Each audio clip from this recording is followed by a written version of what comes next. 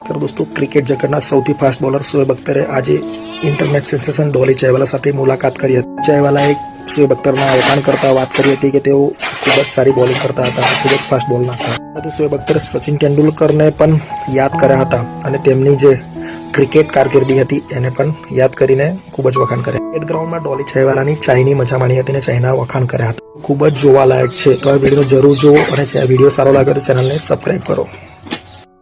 Guys हमारे बहुत प्यारे दोस्त नागपुर से आए हैं, बहुत ही फेमस है डॉली. Thank you.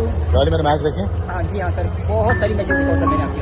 बहुत सारे मैचेस जी देखे. हाँ सर, बिल्कुल मजा आया. बिल्कुल सर. और आप एक फास्ट बॉलर हो सर, आपको क्या मैं क्या बताऊँ सर, ऐसे लगता है सर आप बॉलिंग नहीं कर रहे हो, उसको बॉल देख के मार रहे हो और सर. सचिन तेंदुलकर का बुरा लगता था ना? नहीं सर, क्या करूँ सर, है ना, वो भी सचिन.